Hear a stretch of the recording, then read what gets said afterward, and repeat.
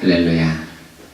이 시간에는 성경적인 구원의 진리 제5강 사단의 전략에 대해서 사단은 어떻게 우리의 구원을 방해하고 있는가라는 주제로 말씀을 드리고자 합니다. 먼저는 그 구약시대에 대해서 말씀을 드리고 그 다음에 신약시대 또 성경에 나타난 이단들의 가르침 그리고 성경은 사단의 정체를 어떻게 폭로하고 있는가 이런 순서로서 말씀을 드리겠습니다. 구약시대 그 사단의 전략을 보면 크게 네 가지로 사단이 우리의 구원을 휘방하고 있다는 것을 발견할 수 있습니다. 첫째가 하나님의 계명에 불순종하도록 우리를 유혹하고요. 둘째는 인본주의 신앙으로 인본주의로서 신본주의 신앙을 무너뜨리려고 합니다. 그래서 세 번째는 우리의 마음속에 교만을 심어주어서 이 교만한 마음으로 하나님을 대적하게 하고요. 또한 네 번째는 각종 그 주변의 여러 나라들의 우상을 통해서 하나님의 백성들을 그 우상에 빠지게 해서 우상 숭배의 죄로 인해서 하나님의 진노를 살게 하는 이러한 모든 것이 사실은 사단의 전략 속에 있는 걸 알 수 있습니다. 먼저 그 하나님의 계명에 불순종하게 하는 것을 우리가 한번 살펴보면요. 창세기 3장에 보면은 아담과 하와가 선악과를 따먹고 타락하는 범죄하는 내용이 기록되어 있습니다. 하나님께서는 선악과를 먹으면 정령 죽으리라 하고서 먹지 못하게 하셨습니다. 물론 그 선악과를 먹지 못하게 하는 데는 하나님이 창조의 주인이시고 인간이 피조물임을 그리고 이러한 그 금지 명령을 통해서 우리가 하나님의 그 계명에 순종하게 하는 여러 가지 의미가 있습니다만은 그런 그 하나님의 명령에 대해서 사단은 너희가 선악과를 먹으면 너희 눈이 밝아 하나님같이 되리라. 처음에는 하나님 말씀을 의심하게 하지요. 하와에게 정말 하나님이 선악과를 먹지 말라고 하더냐. 그리고 먹으면 죽을까 하노라 하고 하와가 대답을 하니까 아니다. 먹으면 너희도 눈이 밝아 하나님처럼 될 것이다.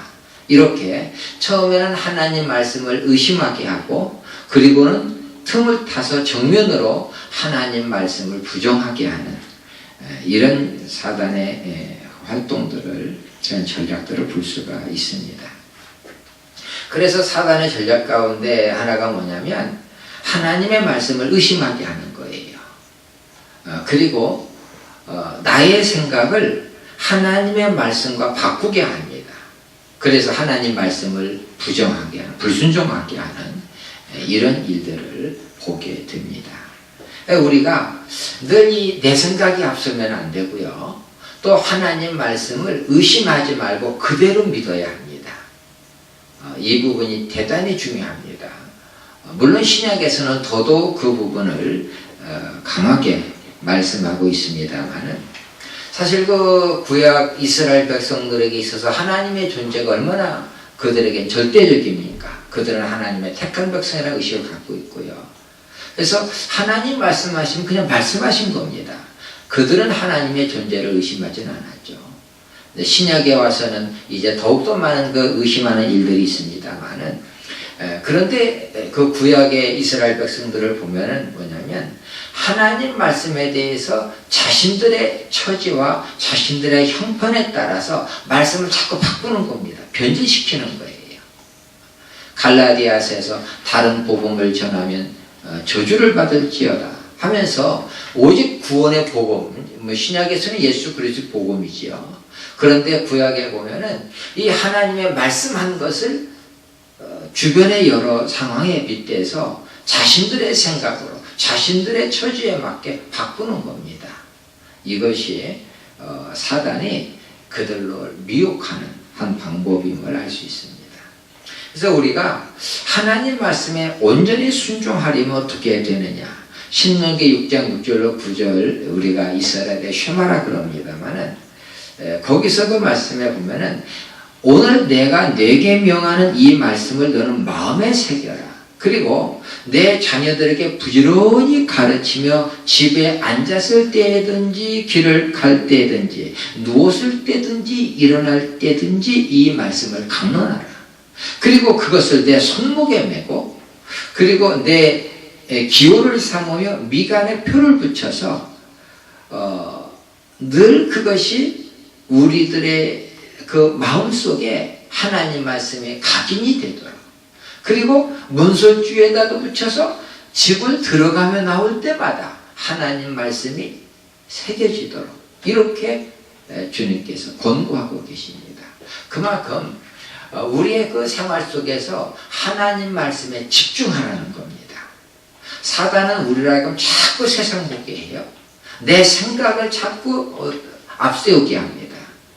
그때에 우리는 이 시편 기자가 119편 105절에서 주의 말씀은 내 발의 등이요 내 길의 빛입니다 하는 것처럼 하나님 말씀 신앙으로 딱 서서 말씀에 인도함 받는다. 말씀을 붙잡고 나는 말씀으로 승리한다. 이런 자세가 되어야 할 것을 우리가 깨닫습니다. 또 사단의 전략의 두 번째가 뭐냐면은 인본주의로서 신본주의 신앙을 무너뜨리려고 합니다. 사실 이 성경에는 인본주의와 신본주의의 싸움이라고 할 수 있어요. 이것을 다른 말로 하면은 하나는 가인의 길이 있습니다. 그리고 또 하나는 셋의 길, 믿음의 길이 있어요. 하나는 불신앙의 길이고 하나는 믿음의 길입니다.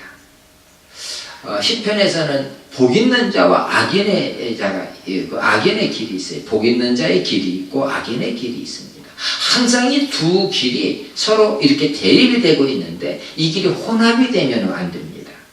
타협이 되면 안 돼요. 오늘날 교회가 이 혼합주의에 세속주의에 빠져 있고 이것이 오늘날도 교회 안에는 버젓이 종교다원주의라고 해서 마치 교회 밖에도 구원이 있는 것처럼 구원의 방법에는 여러 가지가 있는 것처럼 거짓된 것을 가르치는 이런 일들이 있죠. 이게 다 사단의 미혹해 하는 전략이라는 것을 우리가 분명하게 깨닫고 있어야 합니다. 우리가 그 창세기 4장에서 가인의 제사와 아벨의 제사를 볼 수 있습니다. 그런데 하나님께서 가인의 제사는 받지 않으시고 아벨의 제사를 받으세요. 왜 하나님의 아벨의 제사만 받으십니까? 가인은 농사를 짓고 자기 그 소산물로 하나님 앞에 제사드립니다. 아벨은 양의 첫 새끼로 제사를 드렸다고 그랬습니다. 물론 히브리서에는 이렇게 아벨의 제사를 믿음의 제사로 표현하고 있습니다. 창세기에서는 그런 표현이 없지요. 근데 우리가 사실은 그 분명히 보는 것은 아담과 하와가 범죄했을 때 하나님이 이제는 그들은 무화과 나무 잎을 엮어서 수치를 가리었는데 하나님께서는 양의 가죽 옷으로 그들의 그 수치를 가려주는 걸 볼 수 있습니다. 그 이유로서 성경은 사실 피로써 제사를 드리고 피로써 그 죄의 용서를 받는 것을 우리에게 예표적으로 구약에서는 말씀하고 있습니다. 물론 하나님은 제사를 받으실 때에 꼭 짐승의 그 짐승, 희생제사만 받으신 것은 아닙니다. 제사 중에는 소제도 있고 소제는 곡식으로 드리는 향기로운 그런 그 제물입니다. 그런데 이 가인의 제사는 자기 수고한 것을 가지고 자기 생각대로 하나님께 드리는 거예요. 믿음으로 하는 게 아니라 자기의 의를 내세우는 겁니다. 그래서 이 가인의 제사를 어찌 보면 인본주의적 제사라고 말할 수 있어요. 하나님은 그것을 거부하시는 겁니다. 하나님은 믿음으로 하나님 앞에 나오고 하나님의 정하신 방법으로 나와야 되는데 가인은 자기의 의를 내세우는 거예요. 내 방식대로 하나님을 섬기는데 그래도 섬기는 것은 하나님 받으셔야 되지 않느냐는 겁니다. 하나님은 그것을 전혀 기뻐하지 않으시고 아벨의 제사를 거부하시는 것을 볼 수 있습니다. 무슨 얘기냐면은 성경은 하나님이 정하신 방법으로 믿으라는 겁니다. 그게 성경이에요. 구원이라고 하는 것은 하나님이 정하신 방법이 있다는 겁니다. 이게 구원입니다. 그렇게 보면 종교다원주의는 철저한 가인의 길을 따르고 있는 인본주의입니다. 교회 밖에도 구원이 있다. 예수님 아니더라도 나름대로의 그리스도가 있고 나름대로 구원의 길이 있다. 다 거짓된 복음입니다. 이것이 다 뭐냐면 인본주의예요. 사단은 그런 전략 가지고 나갑니다. 겉으로 볼 때는 가인의 제사도 누구에게 하는 겁니까? 하나님께 드리는 거예요. 그래서 겉으로 보면 다 예배입니다. 그러나 그 예배를 하나님이 안 받으신다는 겁니다. 레위기 10장 1절로 2절에 보면은 아론은 이스라엘의 첫 번째 대제사장입니다. 그런데 그 아론의 아들인 나답과 아비후가 향로를 가져다가 여호와께서 명령하시지 않은 다른 불을 향로에다 담습니다. 그리고 여호와 앞에 드려요. 그런데 그 향로의 불이 나와서 이들을 태워 죽입니다. 하나님이 안 받으세요. 왜 그랬습니까? 여호와께서 명하신 불로 드려야 되는데 그들은 자기 생각에 이런 불로라도 하나님만 드리면 되지 않느냐는 겁니다. 이것이 인본주의입니다. 가인의 제사가 인본주의요, 나답과 아비후가 여호와께서 명하지 않은 다른 불을 드린 것도 인본주의입니다. 오늘날 교회 안에 이러한 인본주의가 얼마나 많은지 몰라요. 하나님 말씀을 전한다고 하고서 세상의 교훈을 전합니다. 세상의 지식을 가르칩니다. 이것 다 주님께서 아주 진노하시는 그런 내용이라는 것을 우리가 기억해야 됩니다. 하나님 말씀을 전하고 하나님의 방법대로 구원이 있다는 것을 깨우쳐야 합니다. 우리 성도님들이 예수 믿을 때요, 목사님 설교가 이랬다고 믿는 게 아니라 성경에서 하나님께서 이래야 구원받는다고 말씀하셨습니다. 예수님께서 그렇습니다. 나로 말미암지 않고는 아버지께로 올 자가 없다 그랬어요. 베드로 사도가 증거합니다. 천하 인간의 구원을 얻을 만한 예수님 말고 다른 이름을 우리에게 주신 일이 없다. 오직 예수뿐이다. 다른 길로 구원이 없다는데 우리가 모든 사람은 각자 구원의 길이 있다. 모든 종교는 거짓된 겁니다. 이것이 인본주의입니다. 이것은 가인의 길로 가는 모든 사람들이 지금까지도 교회를 미혹하고 하나님의 백성들을 무너뜨리려고 하고 있다는 것을 우리는 밝히 깨달아야 됩니다. 우리가 분명히 아는 것은 이 사단은 끊임없이 하나님의 그 백성들에 대해서, 하나님의 자녀들을요, 이건 뭐 계시록까지 마지막 때까지 이런 미혹의 역사가 있다는 것을 성경이 거듭 강조하고 있습니다. 그러니까 혼합하게 만듭니다. 창세기 6장에 보면 하나님의 아들들이 사람의 딸들의 아름다움을 보고 자기들의 좋아하는 자로 아내를 삼는다는 말씀이 있습니다. 단순히 이건 결혼의 문제가 아니라 세상 쾌락을 향한다는 겁니다. 이 믿음의 백성들이 셋의 후손들입니다. 하나님의 백성들입니다. 사람의 딸들은 상징적으로 가인의 후예를 나타내고 인본주의를 가리킵니다. 그런데 이 믿음의 백성들이 세상적인 거에 빠져버리는 거예요. 마치 그 야고보에서 말하는 것처럼 세상과 벗되는 것이 하나님과 원수되는 걸 알지 못하느냐. 그런데 세상과 벗되려고 하는 겁니다. 사단이 그렇게 우리를 넘어뜨리려고 합니다. 그랬을 때 이 죄는 전염성이 있어가지고 마음의 생각까지 악하게 만들어서 하나님이 한탄하실 정도로, 그 결과가 뭐예요? 노아 홍수 심판입니다. 그렇기 때문에 우리가 절대적으로 이 인본주의적 사고를 가지고 성경을 보아서는 안 됩니다. 물론 목사님들의 설교할 때도 철저하게 신본주의로 설교해야 될 것이고요. 하나님이 무엇을 말씀하고 있냐는 거지, 이제 사람의 계명으로 교훈을 삼아 가르쳐서는 안 될 줄 압니다. 우리가 예수를 믿을 때 그렇습니다. 내 생각에는 이러면 되지 않느냐는 겁니다. 성경이 무엇을 말씀하고 있느냐, 성경이 기준입니다. 우리의 판단, 우리의 행동, 우리의 삶의 모든 방향, 그리고 심지어는 구원과 영생의 문제에 있어서 내 생각에는 이것은 잘못된 겁니다. 성경이 무엇을 말하고 있고 우리는 어떻게 믿어야 되는지, 이것을 하나님의 말씀을 근거로 해서 밝히 깨닫고 있어야 합니다. 민수기 22장에 보면 발람이 그 모압왕 발락의 초청을 받아서 이스라엘 백성을 저주케 하는 이런 일에 초대를 받습니다. 출애굽한 이스라엘 백성들이 가나안 땅을 가는데 모압을 지나갑니다. 그러니 모압 왕이 그들을 막고자 하는데 저들이 하나님의 백성인데 하니까 오히려 저주하게 합니다. 하나님의 이름으로. 그러나 하나님께서는 민수기 22장 12절에 보면 발람에게 이르시되 너는 그들과 함께 가지도 말고 그 백성을 저주하지도 말라. 그들은 복을 받은 자니라 그랬습니다. 이렇게 하나님의 분명한 말씀을 듣고서도 발람이 그 모압 왕 발락이 보낸 재물에 마음이 뺏겨가지고 그래서 따라가게 됩니다. 나비한테 책망을 받고 어떤 때는 사수를 쓰면서 결국은 이 발람이 그 재물에 이제 미혹되고 그래서 이스라엘을 올무해 놓게 하고 결과적으로 발람이 죽임을 당합니다만 망해버리죠. 근데 그때 사단이 쓰는 게 뭐냐면은 물질을 통해서 미혹하게 하는 겁니다. 왜 우리가 세상의 마음을 뺏기다 보면은요, 자꾸 하나님의 말씀을 바꿔 말해요. 변질시켜버려요. 이것이 사단의 전략이라는 것을 우리가 밝히 깨닫고 있어야 합니다. 세 번째로, 이 사단은 우리의 마음을 부추깁니다. 교만하게 하는. 원래 사단은 뭡니까? 하나님을 대적하는 자예요. 교만한 자입니다. 그래서 하나님의 보좌에 자기가 서려고 하는 겁니다. 하나님은 교만한 자를 물리치신다 그랬습니다. 창세기 11장에 보면 바벨탑 사건이 나오죠. 그 바벨탑 사건에 보면은 그 사람들이 성과 탑을 건설해야 돼 하늘까지 쌓자는 겁니다. 거기다가 꼭대기다 자기 이름들을 쓰자는 거예요.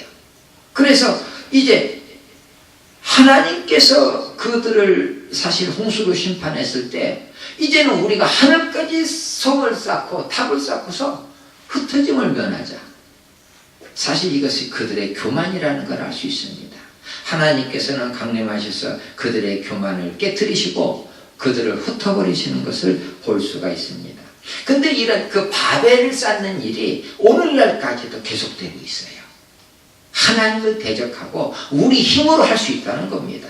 우리의 지식 가지고 하자는 겁니다. 우리의 물질 가지고 우리가 할 수 있다는 겁니다. 이러면서 우리 사람들이 이 바벨의 그 교만을 가지고 하나님을 대적하고 있는 이것을 볼 수가 있습니다. 세 번째 이런 그 교만을 말씀을 보면은요, 사울 왕이 또 그 왕이 된 후에 우리가 사무엘상 그 9장 이후로 보면은 사울이 왕이 되는 내용을 볼 수 있는데 사실 처음에 사울이 겸손한 자였습니다. 근데 왕이 되면서 교만해져요. 그리고 하나님께서 이 선지자 사무엘을 통해서 아멜렉을 진멸하라고 했는데 자기 눈에 보기에 좋은 건 다 살려줍니다. 다 놓습니다. 그리고 나는 이걸로 제사 드리겠다는 겁니다. 그러나 선지자 사무엘을 통해서 책망하시는 내용이 뭡니까? 하나님의 말씀에 순종하는 것과 내 힘으로 제사 드리는 것과 하나님이 어떤 걸 기뻐하시냐는 겁니다. 순종이 제사보다 낫다는 겁니다. 하나님의 말씀에 순종하는 게 우선이지 내 생각 가지고 내 방식으로 하나님을 섬기겠다, 하나님은 원치 않으십니다. 오늘날 많은 교회가 또는 우리 교인들이 내 방식으로 하나님을 섬기며 하나님을 기쁘시게 하겠다는 겁니다. 이것이 다 인본주의요. 하나님이 다 그런 것들을 거부하십니다. 그래서 우리는 늘 하나님 앞에 겸손하게 하나님의 뜻이 무엇인가, 하나님의 법도를 우리가 가슴에 새기고 그 말씀에 순종하고자 하는 이런 신앙 자세를 가져야 될 줄 압니다. 또한 마귀는 그 하나님의 백성들로 하여금 자꾸 세상의 것을 바라보게 하고 주변 나라를 바라보게 하고요, 그들이 섬기는 우상을 따르게 합니다. 이스라엘 백성들이 애굽에 있다가 가나안으로 가는 게 얼마나 놀라운 일입니까? 400년 종살이 하다가 축복의 땅, 젖과 꿀이 흐르는 땅으로 하나님이 인도해 드리시는데, 그런데 그 가나안은 죄악된 도시라서 하나님이 심판하시려고, 그래서 가나안을 다 진멸하라고 했습니다. 사람까지 하나님이 다 진멸하라, 심판이 얼마나 무서운지를 알 수 있어요. 그렇게 다 죽이라고 했는데 그 사람들이 섬기는 우상을, 가나안 그 우상들을 말해요, 이스라엘 백성들이 섬기는 겁니다. 이유가 뭐겠어요?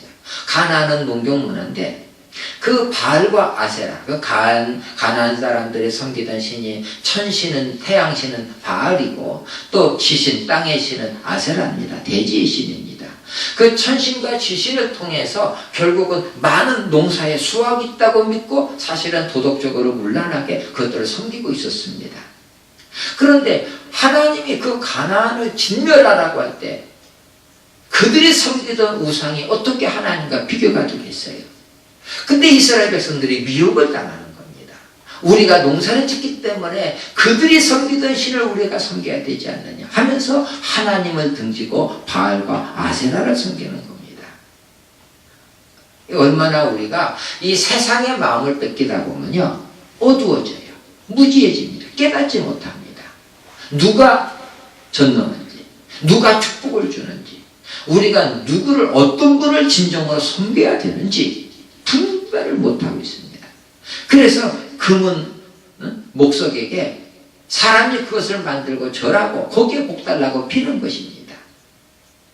이스라엘 사람들을 애굽에서 인도하고 지키시는 분 하나님이신데 당시에 애굽이나 바벨론이나 아수르나 이 주변의 열강들을 보면서 이스라엘 백성들이 우리가 그들의 신을 섬겨야 되지 않느냐 이렇게 어리석은 행위를 하는 겁니다. 결국 이것이 다 사단의 미혹 속에 그들의 마음이 뺏기는 거죠. 뺏기는 이유가 뭐겠어요? 세상 보니까 그렇습니다. 사람 보니까 그렇습니다. 그들을 인도하고 구원한 하나님을 바라봐야 되는데 그들이 사람 보고 세상 볼 때는 뺏길 수밖에 없습니다. 여러분 오늘날도 마찬가지입니다. 오늘날 우리가 비록 이 바알이나 아세라 같은 이런 우상은 아니더라도 오늘날 더 큰 우상이 우리 마음속에 있어요. 뭡니까? 물질이라는 신입니다. 만문입니다. 세상 신입니다. 근데 우리가 세상을 바라보면 물질의 마음 뺏겨요. 세상의 쾌락을 바라보다 보면은요 하나님보다도 육신의 욕구가 더 커버립니다. 거기에 마음 뺏겨버려요. 온갖 우상이 우리 마음속에 자리 잡을 수밖에 없어요. 그래서 우리는 믿음의 주요 우리를 온전케 하신 예수님 바라봐야 합니다. 위를 바라봐야 돼요. 속지 말아야 됩니다. 우리가 구약의 그런 이스라엘 백성들을 통해서 이것을 거울로 삼아야 되는 것입니다. 시편 135편에 보면은 열국의 우상은 은금이요 사람의 손으로 만든 것이다. 입이 있어도 말하지 못하고 눈이 있어도 보지 못하고 귀가 있어도 듣지 못하며 입에는 아무 호흡이 없다고 그랬습니다. 그것을 만든 자와 그것을 의지하는 자가 다 우상과 같을 거라고 그랬어요. 오늘 우리가 재물을 따라가다가 세상 신을 따라가다가 세상 망할 때 함께 망할 수밖에 없습니다. 이거에서 우리가 경계하고 깨어 있어서 우리는 오직 하나님만을 섬기고 우리의 구원자 되시는 예수님을 철저하게 온전하게 믿어야 될 줄 압니다. 신약시대에 보면은요, 이런 그 사단의 전략이 좀 다른 모습입니다만은 크게 6가지의 그런 그 사단이 회방하는 것을 볼 수가 있습니다. 첫째가 뭐냐면은, 물론 이건 구약에서도 그렇습니다만은 이제 갈수록 강조되는 게 미혹해 하는 겁니다. 우리가 마태복음 24장의 그 말세의 징조들을 볼 때도요, 마가복음 13장도 그렇고 계시록에도 그렇고요, 데살로니가 전후서에도 그렇고요, 특별히 데살로니가 후서에도 그렇죠. 미혹하는 역사 얼마나 많은지 모릅니다. 특별히 오늘날 참 한국교회에도요, 한국에도 얼마나 많은 그 재림 예수들이 등장하면서 우리 믿는 백성들을 미혹해 하는 것을 우리가 알 수 있습니다. 그래서 이런 그 미혹으로부터 우리 자신을 지켜야 되고 영적으로 분별해야 되는 것이 대단히 중요합니다. 예수님께서는 사도이가 사람의 미혹을 받지 않도록 주의하라 그랬어요. 많은 사람이 내 이름으로 와서 나는 그리스도를 하여 많은 사람을 미혹한다고 그랬습니다. 그런가 하면은 마태복음 24장 23절로 24절에 보면은요, 그리스도가 여기 있다 저기 있다 하여도 믿지 말라. 거짓 그리스도들과 거짓 선지자들이 일어나서 큰 표적과 기사를 보여서 할 수만 있으면 택한 자라도 미혹한다고 그랬습니다. 여러분, 중요한 겁니다. 기적을 행해서 택한 자라도 미혹한다는 겁니다. 여러분, 한 번 구원이 영원한 구원입니까? 속지 말아야 합니다. 우리의 구원 이룰 수가 있습니다. 생명책에 기록됐다고 됩니까? 생명책에서 이름이 지워지지 않도록 해야 됩니다. 여러분, 중요한 것은 마귀는요, 예수님까지도 시험을 했습니다. 예수님에게도 경배하라고 했어요. 그러면 자기가 뻔해질 줄 알고 100% 안 될 걸 알면서도 그랬겠습니까? 육체로 예수님이 계실 때는 예수님도 시험 받을 수밖에 없는 겁니다. 그것을 예수님은 말씀으로 이긴 거고 하나님의 뜻에 순종하며 이기신 겁니다. 베드로도 넘어졌었어요. 다시 회복하기 전에는요. 그래서 예수님이 다시 회복시키는 겁니다. 물론 우리도 믿다가 넘어질 때도 있습니다. 어떤 때는 하나님 말씀이 의심이 되기도 하고 불순종할 때도 있습니다. 그런데 성령이 우리 속에 권고하시기 때문에 회개하고 돌아서는 겁니다. 회개하지 않으면 구원이 없는 겁니다. 그래서 바울 사도는 두렵고 떨림으로 너희 구원을 이루라 그랬습니다. 내가 이미 얻었다 함도 아니오 이루었다 함도 아니라 앞에 있는 그것을 향해서 내가 표대하게 쫓아간다 그랬습니다. 여러분, 미혹한다는 얘기는 미혹이 있다는 얘기고 미혹하면은 넘어갈 수 있다는 겁니다. 그래서 예수님께서는 실족하는 일이 있다고 그랬습니다. 실족하는 게 뭡니까? 그들이 구원받지 못하고 넘어간다는 겁니다. 이것을 우리가 기억해야 됩니다. 그런데 그렇게 미혹하는 방법 중에 하나로서 뭐가 있냐면은 표적을 행하고 기적도 행한다는 겁니다. 우리는 계시록 13장에서 그 짐승이 나와서 많은 기적을 행하고 사람들을 미혹해 한다는 것을 말씀을 통해서 깨달을 수가 있는 겁니다. 두 번째로 그 사단의 전략 가운데 하나가 뭐냐면 세상과 세상 사람들로 하여금 믿는 자들을 대적하게 합니다. 미워하게 하고 혼란 가운데 넘겨주고 죽이게 하는, 사실 역사적으로도 많은 그리스도인들이 고난을 당합니다. 초대교회에 얼마나 많은 고난 당했나 모릅니다. 사실 기독교가 복음으로 오면서 많은 고난 당했습니다. 사실은 중세시대 이후로 종교 암흑시대가 됐을 때는 종교개혁 후에 많은 기독교인들이 천주교한테 너무나 많은 고난 당했습니다. 그런가 하면 지금도 이슬람 때문에 사실은 동남아에서도요, 그리스 터키에서도 오히려 교회가 불타고 예수 믿는 사람 폭행당하고 직장에서 쫓겨나가고 죽임을 당하는 이런 일들이 지금도 있습니다. 환란에 넘겨 죽인다, 핍박을 받는 이런 일들이 있고, 사단은 이런 식으로 믿는 사람들을 핍박하면서 믿음에서 떠나게 하는 이런 것들을 볼 수가 있습니다. 그래서 우리가 사단은 미혹으로도 안 되면 뭐에 핍박으로 넘어뜨리려고 하는 거예요. 어떻게 보면 가까이는 남편이 핍박할 수 있습니다. 집안에서도 핍박이 있습니다. 사단에 얼마나 많은 회방이 있는 줄 아십니까? 이런 가운데서 우리가 오직 예수님이 세상을 이기셨거든요. 우리가 믿음으로 세상을 승리하는 겁니다. 그리고 어떤 때는 이런 그 환난이나 핍박이 올 때 주님께서 뭐라고 말씀하시냐면 끝까지 견디는 자는 구원을 얻으리라고 그랬어요. 신앙의 인내가 거기 있습니다. 그래서 베드로 사도도 환난 가운데 있는 성도들에게 믿음으로 인내하라고 말씀하고 있고, 히브리 기자도 히브리서에서 고난당하는 자들에게 믿음으로 인내할 것을 권면하고 있는 겁니다.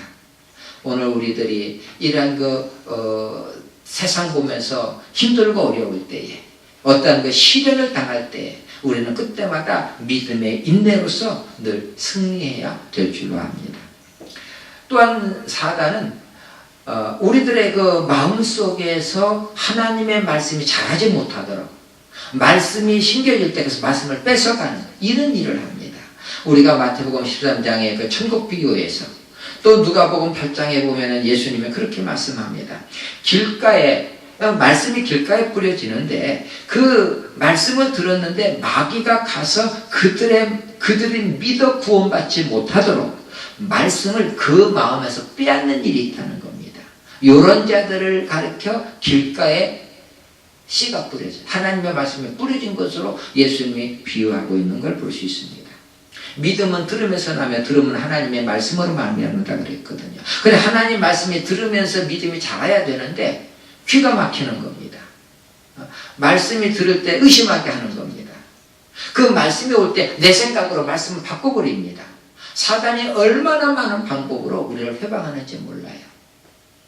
그래서 우리는 이런 때 하나님 말씀을 경청해야 됩니다.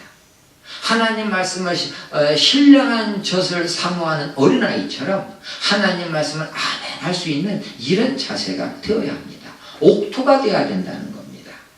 그래서 우리가 하나님 말씀은 왜 살아있고 능력 있는 말씀이거든요. 그 말씀이 우리 속에서 30배, 60배, 100배의 결실을 맺을 수 있도록 이 말씀 속에 성령의 역사가 있거든요. 이 말씀이 우리를 살리거든요. 그래서 우리가 하나님 말씀을 아멘으로 받으면요, 사단이 자꾸 뺏으려고 하지만은 그 말씀을 통해서 넉넉히 이길 수가 있는 겁니다. 이것을 우리가 기억해야 됩니다. 또한 사단의 회방 가운데 뭐가 있냐면은 좋은 씨가 자라지 못하도록 하나님의 말씀이 우리 속에서 이제 자란단 말이에요. 그런데 이 자라지 못하도록 가라지를 뿌려버립니다. 이 세상에는요, 알곡이 자라지만 동시에 가라지도 많이 자라고 있습니다. 품꾼들이 그럽니다. 주인님, 밭에 좋은 씨를 뿌리지 않았습니까? 그런데 가라지가 자라고 있습니다. 가라지 뽑아버릴까요? 주인이 그럽니다. 아니다. 가라지를 뽑을 때 좋은 곡식까지 뽑힐까 염려가 된다. 끝날까지 돌아. 추수 때가 되면 그때는 가라지는 다 불에 태워버리고 좋은 그 알곡만 곳간에 드리겠다는 겁니다. 그러니까 지금 이 세상에는 좋은 그 알곡과 가라지가 함께 있다는 걸 우리는 알아야 됩니다. 어찌 보면 가라지는 내 마음속에도 있습니다. 내가 세상을 향하다 보면요, 내 마음에 두 마음이 생깁니다. 두 마음을 품어서 한편으로는 하나님을 사랑한다 하면서 한편으로는 여전히 재물을 따르고 세상 쾌락을 째라고 세상과 벗이 되려고 하고 이렇게 되는 겁니다. 그렇기 때문에 우리가 이런 사단이 자꾸 우리에게 뿌려지는 이 가라지 같은 것들을 우리가 자꾸 뽑아내야 됩니다. 그래서 우리의 마음을 지켜야 돼요. 우리의 생각을 지켜야 돼요. 우리가 늘 하나님 앞에서 이렇게 깨어있는 모습으로서 우리 자신을 지키는 때가 악하거든요. 영적으로 하나님의 뜻을 분별해야 된다는 것을 우리가 밝히 알아야 합니다. 그런가 하면은 사단은 능력을 통해서 또는 이적을 통해서 사람들을 넘어뜨리려고 합니다.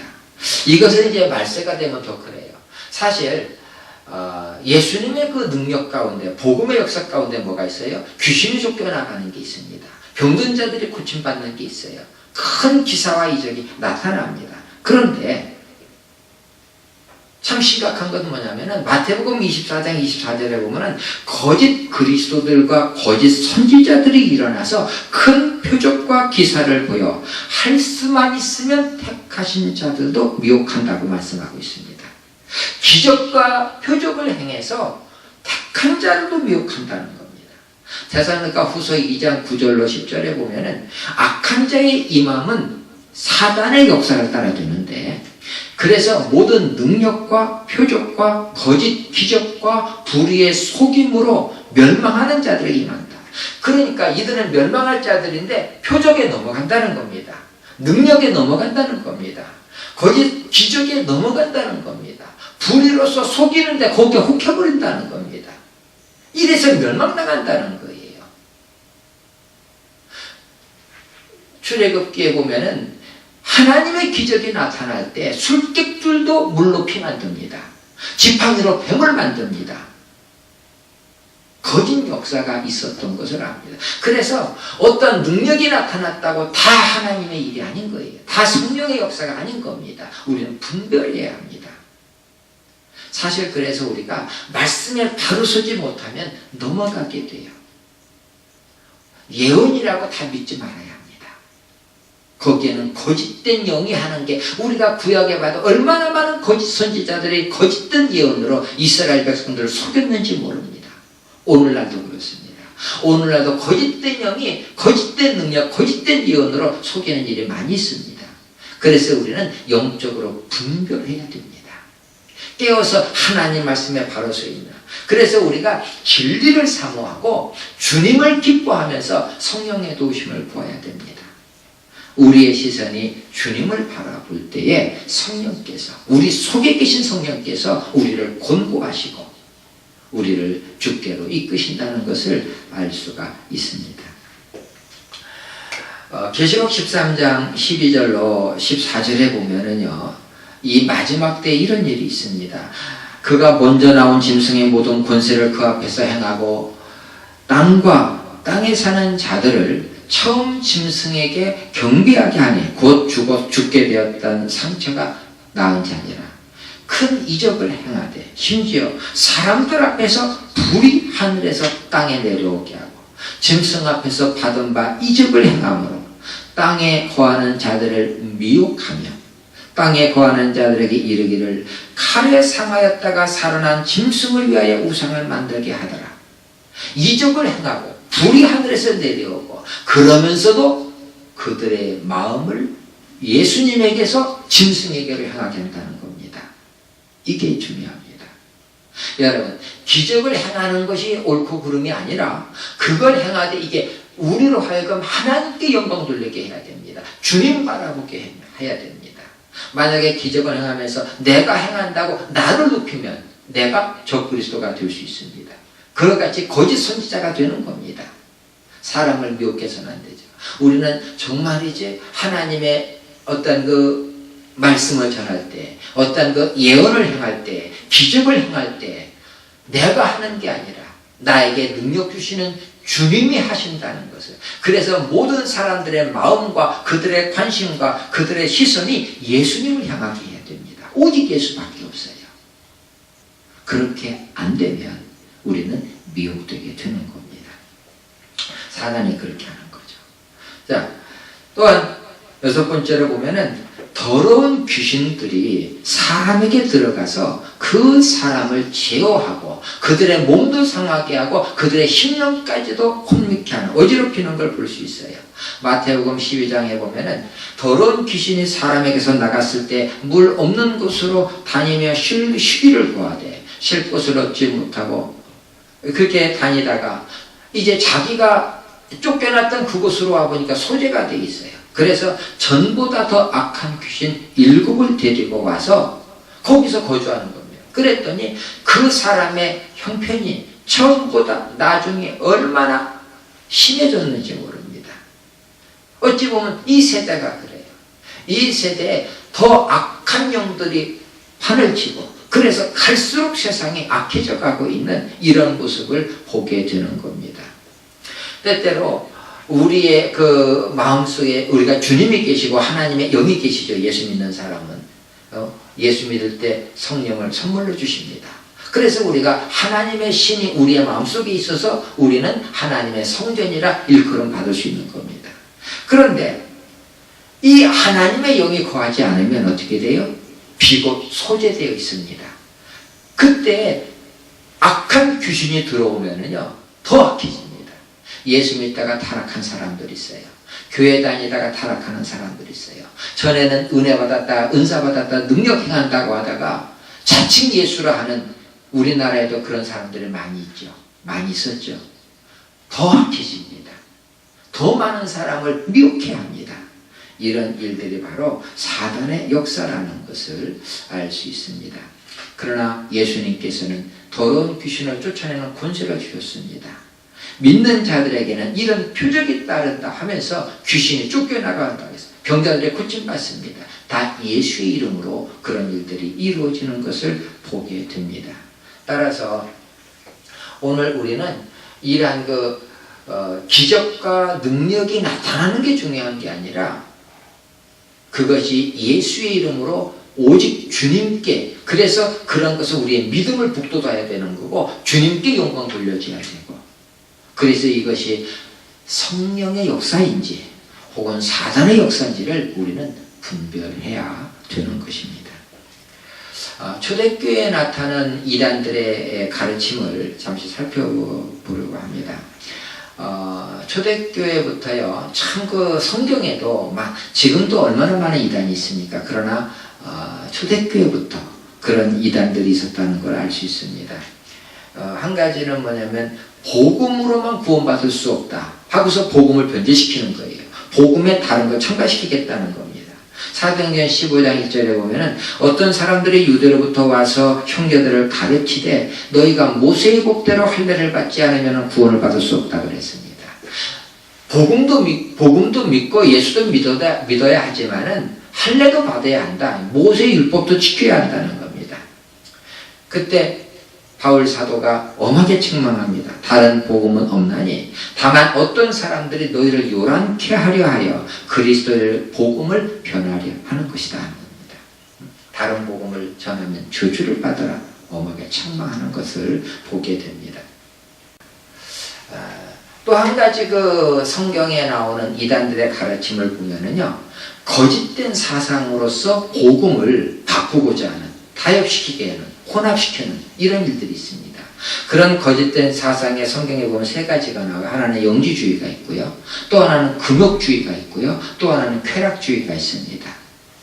물론 그 영지주의는 이제 요한 1서 같은 데서 아주 많이 그 경계하고 있는 적그리스도로서 책망을 하는 그런 내용들을 볼 수 있습니다. 예수님의 육체로 오심을 부인하고요, 물질은 악하고 영은 선하다고 하고요, 육체는 악한 것이기 때문에 이 육체인 몸을 가지고 어떤 행동을 해도 이건 구원과 관계가 없다 하면서 도덕적 방탕을 하고요, 참 구원은 지식으로 얻는다고 하고 아름으로 구원받는다고요. 전혀 복음과 관계없는 겁니다. 이런 것을 가르치는 영지주의가 있었어요. 그런가 하면은 금욕주의로서 몸을 괴롭게 하면서 그래야 우리가 구원받는데 이른다는 것처럼 말해요. 스스로 몸을 괴롭게 하는 이 금욕주의죠.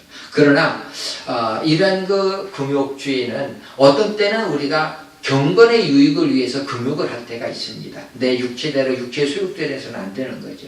그러나 이것이 우리의 복음의 가장 기본적인 정신, 복음의 정신에서 하나님의 은혜로 되는 것이지 나의 행위로서 하나님의 은혜를 대신할 수는 없는 거지요. 그런 그 금욕주의도 잘못된 것이고요, 쾌락주의도 말할 것도 없이 사실은 잘못됐다는 걸 알 수 있습니다. 그래서 이런 세상적인 것을 가지고 자꾸 복음을 바꾸려고 하는 이런 거짓된 사상이 성경에 있다는 것을 우리가 알 수가 있습니다. 계시록에 보면은 니골라당의 행위를 미워하는도다 하면서 그 니골라당, 그런가 하면은 또 음녀 바벨론, 이들이 다 뭐냐면은 그 율법을 무시하고 자유를 남용하고 부도덕한 방탕에 빠지게 하는 이런, 어떻게 보면 쾌락주의의 영향이죠. 이런 것이 사실은 초대교회에도 많은 이단들의 활동으로 나타난 것을 볼 수 있습니다. 또한 초대교회에서 볼 수 있는 것은 거짓된 진리로 바른 길에서 벗어나게 하는 일들이 있었어요. 디모데 전서에 보면은 바울 사도가 디모데에게 권면하는 겁니다. 신화나 족보나 이런 것을 통해서 변론을 일으키는 자들이 있다. 그래서 다른 교훈을 통해서 복음의 본질을 자꾸 바꾸는, 다른 것을 첨가시키려는 이런 것은 하나님의 경륜을 이룬보다는 변론으로 이끈다. 변론만 일으킨다. 그래서 우리가 이런 변론에 빠지지 말고 더욱더 경건에 힘써야 된다고 말씀하는 걸 볼 수 있습니다. 디모데전서 4장 7절에서도 망령되고 허탄한 신화를 버리고 경건에 이르도록 내 자신을 연단하라. 어찌 보면은 창세기 사건이나 성경의 내용들 많은 기사와 그 이적이 있고요, 예수님이 바다 위를 걸은 그런 자연의 이적이 있고요, 병자를 고친 이적이 있고요. 그런데 이런 것들에 대해서 자꾸 변론을 하는 사람들이 있어요. 성경은 믿으라고 주신 말씀입니다. 우리로 하여금 변론하라고, 내 생각으로 판단해 보라고 주신 게 아닙니다. 그래서 사실 성경을 가지고 따지는 사람들이 있는데요, 사실 성경은 믿음으로 봐야 이해가 돼요. 그대로 아멘으로 받아들일 수 있어야 됩니다. 어찌 보면 그럽니다. 우리의 사고 20세기에서 무조건 믿는다는 게, 바다가 갈라진다는 게, 예수님이 바다 위를 걸었다는 게 말이나 되냐고. 말이 안 되죠. 내 수준 가지고, 내 지식 가지고 어찌 되겠습니까? 하나님이 우리 인생하고 똑같지 않잖아요. 하나님의 능력으로 됐다는 거지 내가 할 수 있다는. 그러나 나도 예수 안에서 그 그런 기적을 맛볼 수가 있는 거지요. 그게 믿음의 역사죠.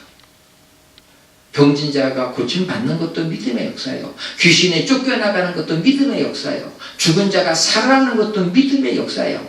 우리가 영원한 생명을 얻는 것도 믿음의 역사죠. 성경은 믿음에 관한 책이죠. 우리가 지식으로 판단하라고 있는 것이 아닙니다. 하나님은 우리한테 판단하라고 그것 가지고 변론하자고 하시는 것이 아닌 겁니다. 이런 부분에서 우리가 이 하나님의 말씀에 대해서나 또는 교회 안의 다른 부분 가지고 사실 변론을 일삼는 이런 일들은 우리가 경계해야 될 줄 압니다. 우리가 분명한 것은요, 사단이 어떻게든지 이 진리를 바꾸려고 합니다. 왜냐하면 사단은 거짓의 악이거든요. 진리를 거짓 것으로 바꾸는 게 사단의 일이 있습니다. 그래서 보면 부활에 대해서도 거짓된 것을 가리키는 자들이 있었어요. 데살로니가 후서 2장 2절에 보면은 혹 영으로나 말로나 우리에게서 받았다는 편지로나 주의 날이 이르렀다고 쉽게 동심하거나 두려워하지 말라. 주님의 재림이 가까웠다 하여 믿음 생활을 흐트러뜨리는 사람이 있고요. 또 어떤 사람은 주님의 부활이 이미 지나갔다고 해서 믿음을 무너뜨리는 사람도 있다. 그래서 주님의 재림에 대해서도 마치 당장 오니까 짐 싸들고 직장 포기하고 어디로 모여라. 얼마나 어리석은 일이에요. 그런가 하면은 이미 어디에 예수님이 재림했다고, 그리고 내가 그 재림 예수라고 이러면서 믿음을 뿌리째 흔들어 버리는 사람들이 있습니다. 이러한 그 거짓된 가르침에서 우리가 미혹되지 말아야 될 줄 압니다. 그런가 하면은 이 발람의 교훈이 그거 있죠. 성경에 보면 발람의 교훈을 따르는 것, 니골라당의 그 행위, 이게 다 뭐냐면 세상과 타협하게 하는 겁니다. 세상의 재물에 마음 빼앗기게 하고요. 세상의 쾌락에 마음 빼앗기게 하고, 우리가 이러한 데서부터 우리 자신을 지켜야 된다는 것. 이것을 성경은 늘 권고하고 있습니다. 그러면 성경은 사단의 정체를 어떻게 뭐라고 폭로하고 있느냐 하는 것을 잠시 말씀을 드리겠습니다. 사단은 창세기 3장에 보면 뱀이라고도 표현되어 있고요. 계시록 20장에 보면 용을 잡으니 용은 옛뱀이다. 그리고 마귀다 또는 사단이다. 이렇게 표현하고 있습니다. 이렇게 뱀 또는 옛뱀, 용, 마귀, 사단 이런 자들, 이런 것에 대해서 성경이 뭐라고 하나 하는 겁니다. 우리가 크게 세 가지로 그걸 볼 수가 있는데, 하나는 예수 그리스도와 관련해서 사단의 모습이 있습니다. 사단의 위치가 있어요. 근데 이것을 보면 벨리알이라는 표현이 있습니다. 고린도후서 6장에 너희는 믿지 않는 자와 몽해를 함께 믿지 말라. 의와 불법이 어찌 함께하며 빛과 어둠이 어찌 사귀며 그리스도와 벨리알이 어찌 조화되며, 이런 표현이 있습니다. 물론 뭐 자세한 설명은 또 우리가 시간 관계상 할 수 없습니다만은, 여기 그 벨리알, 사단의 고유명사로서 표현되어 있어요. 그리스도를 대적하는 자라는 의미를 갖고 있습니다. 그래서 보면 사단은 누구냐 할 때 그리스도를 대적하는 자다 하는 것을 알 수가 있고요. 그런가 하면 사단은 그리스도에 대해서 시험하는 자로, 마태복음 4장 예수님 공생을 시작할 때 예수님이 성령에 이끌려 광야로 가는데 시험하는 자가 나와서 시험합니다. 사단이지요. 그래서 뭐냐면 사단은 시험하는 자다, 이렇게 표현하고 있습니다. 그리고 예수님에 대해서, 하나님에 대해서 비방을 해요. 대적을 하면서 비방을 하는. 계시록 13장에 보면은 짐승이 입을 벌려 하나님을 향하여 비방하되 그의 이름과 그의 장막곧 하늘에 사는 자들을 비방하더라. 그래서 대적을 하고 악한 말로 공격을 하는 이런 사단의 그런 회방을 볼 수가 있습니다. 그런가 하면 이 사단은 또 뭐예요? 귀신의 왕 바알세불이죠. 그래서 벨리알, 사단을 그리스도를 대적하는 자로서 벨리알이라고도 하고, 귀신의 왕이 또 바알세불, 이렇게 표현하기도 있고요. 예수님을 시험하는 자이면서도 예수님을 비방하는, 이것이 바로 사단의 모습입니다. 조금도 그리스도와 양립할 수 없는, 서로 이렇게 타협할 수 없는 그래서 예수님께서도 귀신과 타협하는 게 없어요. 마귀에 대해서 타협하지 않습니다. 예수님은 오히려 요한일서에 보면 마귀를 멸하러 오셨다 이렇게 말씀하고 있는 겁니다. 그런가 하면 이 사단이 이 세상과 어떤 관계에 있느냐, 이 세상에서의 사단의 위치를 한번 볼 필요가 있습니다. 성경은 사단을 이 세상 임금이라고 표현하고 있어요. 요한복음 12장 30여 절에 보면 이제 이 세상에 심판이 이르렀으니 이 세상 임금이 쫓겨나리라 그랬습니다. 또 요한복음 14장 30절에 보면 이 세상 임금이 올 거다. 그러나 저는 나와 관계가 없다. 예수님이 그렇게 말씀하세요. 또한 그 사단을 가리켜 이 세상 신이라고도 표현했습니다. 고린도서 4장 4절에 보면 그 중에 이 세상 신이 믿지 아니하는 사람들의 마음을 혼미케 한다. 그래서 이 혼미케 함으로써 그리스도의 영광의 복음이 그 복음에는 광채가 있는데 복음의 광채가 비치지 못하게 한다는 거예요. 왜?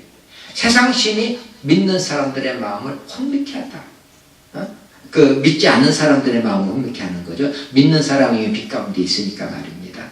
그것이 뭐냐면 이 세상 신에 그런 악한 역사가 있다는 겁니다. 그런가 하면 귀신, 이 사단을 뭐라고 그래요? 공중의 권세 잡은 자, 에베소 2장 2절에 그렇게 표현하고 있죠. 그래서 공중의 권세 잡은 자가 불순종 가운데 역사하는 악한 영으로서 이제 사람들을 사로잡아가는 그런 걸 볼 수 있습니다.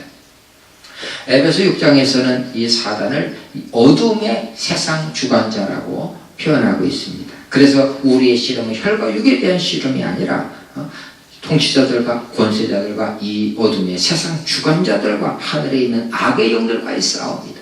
그래서 사단이 뭐냐? 이 어둠의 세상 주관자.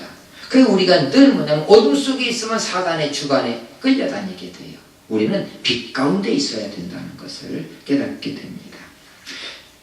그런가 하면은 이 사탄은 계시록 12장 9절에 보니까 온 천하를 꿰는 자라고 그랬어요. 천하를 한 사람을 미혹시키는 게 아니고 천하를 꿰는, 그러니까 믿지 않는 자나 또 믿는 자나 또 미혹시키려고 하고 택함 받은 자도 미혹시키려고 하는 이게 사단의 역사라는 걸 우리가 알아야 됩니다. 성도와 관련해서 우리가 사단의 위치를 알아야 됩니다. 사단의 그 주님과의 모습, 세상과의 모습도 봤는데 성도에 대해서도 사단이 참 악한 일을 하는데 첫째가 뭐냐면 참소를 해요. 욥기 1장에 보면은 이제 욥이 얼마나 그 하나님을 경외하고 순전하고 정직하여 하나님 악에서 떠나고 하나님을 경외합니까? 그런데 이렇게 말합니다. 이제 주의 손을 펴서 그의 모든 소유물을 치소서. 그리하시면 정령 대면하여 주를 욕하리이다. 그래가지고 욥의 재물을 다 빼앗게 하고 심지어는 욥의 재산도 욥의 가족도 다 죽이고 아내는 욥을 이제 충동질하면서 떠나가게 하고 얼마나 사단이 괴롭히고 하는지 모릅니다. 이것을 참소라고 해요. 악의적으로 고발하고 악의적으로 무너뜨리려고 하는 겁니다. 그런가 하면 사단은 자신을 광명의 천사로 가장해서 하기도 하죠. 그래서 자신을 광명의 천사로 가장하고 사탄의 일꾼들도 자기를 의의 일꾼으로 가장한다고 그랬습니다. 또한 이렇게 어떤 지역에서는 사단은 뭐예요? 우는 사자처럼 우리를 대적하기도 하죠. 그래서 우리가 우는 사자처럼 우리를 삼킬 자를 찾을 때 우리는 깨워서 이런 마귀와의 싸움에서 이겨야 되고 우리는 무엇을 이겨요? 믿음으로 세상 승리하는 겁니다. 예수 안에서 이길 수 있는 겁니다. 그것을 분명히 알고 어떤 때는 우는 사자처럼 환난이나 핍박을 통해서 우리를 삼키려고 할 때 성도의 인내가 여기 있다고 그랬어요. 그는 깨어있는 신앙, 인내하는 신앙으로 사단의 그 싸움에서 이겨야 될 줄 압니다. 사단의 또 말한 모습은 거짓의 악이라고 그랬어요. 그래서 요한복음 8장 44절에 보면 그는 처음부터 살인한 자요 진리가 그 속에 없으므로 진리에 서지 못하고 말할 때마다 거짓을 말할 때마다 제 것으로 말하니 이는 저가 거짓말쟁이요 거짓의 아비가 되었습니다. 말할 때마다 거짓이 나온다는 거예요. 참 교묘한 것이죠. 그래서 우리가 항상 이 그리스도인의 진실되어야 되는데 사실 참 어렵습니다. 그러나 물론 이건 뭐냐면 진리를 거스려 말한다는 겁니다. 네, 그런 뜻이죠. 우리가 어떤 때 말할 때 나는 진실만 말할 거야 하면서 이 사람 말을 저기다 그대로 옮겨서 두 사이를 이렇게 서로 분쟁을 일으키는 것, 이건 참 지혜가 없는 어리석은 일입니다. 그런 뜻이 아니죠. 여기서 진실을 말하지 않고 거짓을 말한다는 것은 진리를 왜곡시킨다는 겁니다. 그 하나님의 말씀을 의심케 한다는 거예요. 이런 부분에서 우리는 하나님의 말씀을 분명하게 분별하면서 아멘으로 받아들여야 되는 겁니다. 사실 그 성경에서 사단에 대해서 어떻게 보면 가장 중요하게 말하는 게 있어요. 그게 뭐냐면 요한복음 10장 10절에 예수님이 하신 말씀입니다. 저는 도적이라고 그랬는데 사단은 도적입니다. 근데 도적이 오는 것은 도적질하고 죽이고 멸망시키는 것뿐이라고 그랬습니다. 예수님이 오신 목적은 양으로 생명을 얻게 하고 풍성케 하는 겁니다. 예수님은 우리에게 생명을 주시는 분이고 풍성한 삶을 주시는 분입니다. 그런데 도적, 이 사단이 하는 건 뭐예요? 도적질하고 죽이고 멸망시키는 것뿐이요. 도적질은 뭡니까? 내 거 아닌 걸 가져가는 게 도적질입니다. 그런데 세상 임금이라고 그랬거든요. 이 세상 신이라고 그랬는데 그런데도 사단이 못 가진 게 있습니까? 있어요. 생명입니다. 생명은 하나님께 속해 있어요. 생명의 주관자는 오히려 하나님이십니다. 사단은 이 생명, 자기가 하나님께 속한 것들은 어떻게든지 도적질, 생명을 훔치려는 거예요. 그 다음에 뭡니까? 죽이고. 도적질 한 다음에 죽인다는 겁니다. 성경에 죽이는 게 뭐예요? 죽는다는 게 하나님과 단절되는 걸 얘기합니다. 하나님을 등지고 하나님과 원수가 되는 거예요. 사단은 우리 생명을 도적질해서 하나님과 원수가 되게 한다는 겁니다. 마지막은 뭡니까? 멸망시키려는 것뿐이요. 그래 멸망케 한다는 겁니다. 철저하게 지옥에 빠지게 하는 거죠. 그런데 보면 도적이 오는 것은 도적질하고 죽이고 멸망시키는 것뿐이요. 오로지 그 목적이라는 겁니다. 이게 사단의 정체입니다. 그래서 우리가 일하는 것을 우리가 정말로 사단과는 타협이 없고 싸워야만 된다는 걸 알 수 있습니다. 한 가지 이제 우리가 요즘 시대에서요 말세가 가운데 아주 중요한 사단의 하는 일이 한 가지 있다는 걸 알 수 있습니다. 그게 뭐냐면 계시록 13장 11절로 18절에서 나오는 짐승의 표를 받게 하는 겁니다. 그래 짐승의 표를 받고 짐승에게 경배하게 하는 이것이 사단이 하는 일입니다. 그래서 짐승에게 경배하지 않는 자는 다 죽이라는 겁니다. 계시록 13장 16절에 보면은 이 오른손이나 이마에 표를 받게 합니다. 표를 받지 않는 자들을 어떻게 핍박합니까? 13장 17절에 보니까 매매를 못하게 합니다. 우리가 이 지금 베리칩에 대한 얘기를 종종 합니다. 어떤 사람은 이게 짐승의 표다, 누구는 아니다. 바코드도 받았는데 바코드에 대해서 얼마나 많이 짐승의 표라고 그랬느냐. 그러나 얼마나 유용하냐. 베리칩도 이렇게 유용하다. 받아라. 어떤 여자 목사는 그렇게 말하는 사람이 있습니다. 참 어리석은 이야기입니다. 왜냐하면은 우리가 한 가지 분명히 알아야 될 게 있습니다. 사실 저도 하나님께 직접 받은 계시가 없어요. 베리칩의 짐승의 표라고 직접 받은 계시가 없기 때문에 사실 100%라고 확신은 못합니다. 그런데 4가지 이유로 저는 베리칩을 받지 말아야 된다고 말씀드리고 싶습니다. 첫째가 뭐냐면 베리칩은 오른손이나 이마에 칩을 받는 겁니다. 삽입하는 거예요. 그런데 계시록 13장에 보면은 이 오른손이나 이마에 표를 받는 것을 받지 말라고 성경은 말하고 있어요. 똑같이 일치하는 겁니다. 그래서 우리는 이것을 베리칩을 차라리 몸 밖에 어떤 표시를 갖고 있다고 하면 그래서 바코드는 문제가 되지 않습니다. 바코드를 짐승의 표라고 말한 사람은 성경에 대해서 무지해서 그런 거예요. 왜? 성경은 오른손이나 이마에 표를 받는 걸 짐승의 표라고 그랬지 바코드는 그게 아니잖아요.